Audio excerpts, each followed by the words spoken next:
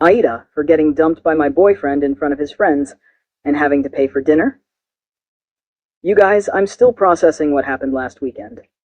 Like, I keep replaying it in my head and wondering if I somehow imagined the whole thing.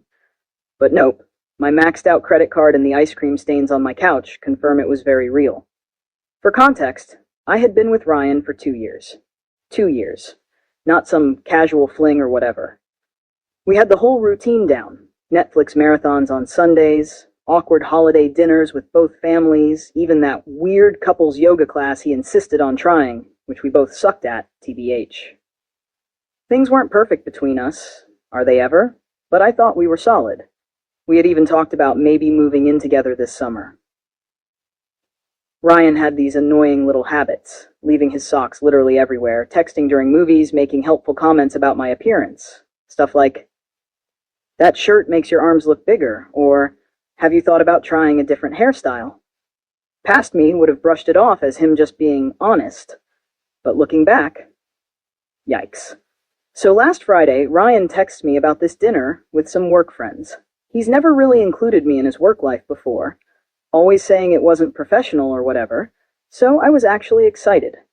I even went shopping for a new outfit, reaped my budget, and spent forever getting ready. We're talking full YouTube makeup tutorial, the fancy straightener I only use for special occasions, the works. I get to this super expensive restaurant downtown, the kind with tiny portions and no prices on the menu. Red flag number 1. Ryan's already there with 2 guys he works with, Leonard and Pablo. The moment I walk up, there's this weird vibe. Ryan barely acknowledges me. Just a half stand from his chair and a quick, "You're late." I was literally 2 minutes late because parking was impossible. I sit down and he looks me up and down and goes, "Oh, you wore that?" Not quietly either. His friends exchange a look, and I immediately feel my getting hot. For the record, I was wearing a dark blue dress that I thought looked nice. Nothing crazy or inappropriate. I try to laugh it off like, "Is there a dress code I missed?" But he just shrugs and says, "They already ordered appetizers." Cool. The next hour is basically Ryan talking about work stuff I don't understand while his friends nod along. Whenever I try to join the conversation, Ryan either talks over me or explains why I'm wrong about whatever I just said. At one point, I mention something about a customer at my store, and Ryan interrupts with, "She doesn't really get how things work in the real business world." With this dismissive wave, like retail isn't a real job. I've been a manager for 3 years. I'm sitting there getting more uncomfortable, wondering if Ryan's always been this condescending and I just never noticed, or if he's showing off for his friends. Either way, not a great look. Then Leonard asks how we met, and I start telling the story about how his coworker Vanessa is my best friend and introduced us. Ryan cuts me off mid-sentence and says, "Yeah, Vanessa felt bad for her. I was doing a favor, really," then laughs. You guys, my stomach literally dropped. That's not even close to how it happened. Vanessa had actually warned me about Ryan's ego before setting us up, but said he was a good guy underneath it all. Spoiler alert, he wasn't. I excuse myself to the bathroom, mostly so I don't cry in front of them. I'm in the stall texting Vanessa like, "WTF is happening?" when I get a notification that Ryan just tagged himself at this restaurant on Instagram with #boys night out. Like I'm not even there. Vanessa calls me immediately, but I send her to voicemail because I don't want the guys to hear me crying. I splash some water on my face, fix my makeup, and give myself this sad little pep talk in the mirror about getting through dinner with dignity.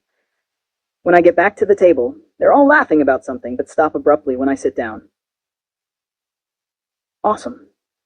The waiter brings our main courses, and Ryan keeps making these jokes about my food choice. I ordered pasta, one of the less expensive options, because I was already worried about the bill. And he keeps saying stuff like, "Carb loading for a marathon?" and "That's a bold choice for someone with your body type." Each comment feels like a little paper cut, and they're adding up fast. At this point, I'm barely eating, just pushing food around my plate and counting the minutes until I can leave. Then Pablo asks Ryan about some presentation. And Ryan launches into this whole story about how his boss loved his ideas, and he's basically running the whole project now. Something clicks in my brain. The week before, Ryan had been stressing about this same presentation, saying his portion was only 5 minutes long, and he was nervous. Now suddenly, he's the star. It's like he's living in some alternate universe where he's the main character. Then the bill comes. The waiter sets it on the table, and Ryan picks it up, looks at it for a second, then slides it over to me. I think he's just showing me the total, but then he says, and I will never forget this. You know what? I don't think this is working. I stare at him, waiting for the punchline. There isn't one. I've been trying to make this work, but I'm just not attracted to you anymore. I think we should break up. In the middle of a restaurant. In front of his friends. After 2 years together.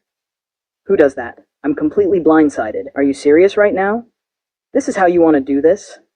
He stands up, grabs his jacket, and says, I still get a knot in my stomach thinking about it. A girl like you should be grateful I even dated you this long. You're not exactly a prize. Then, he and his friends just leave.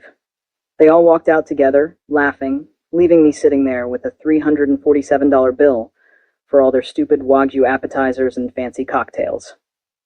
The waiter came over with this look of pity that made everything 1,000 times worse. I paid the bill with my credit card, which I'm still paying off from Christmas. Yay. Somehow I made it to my car without completely falling apart. Still processing.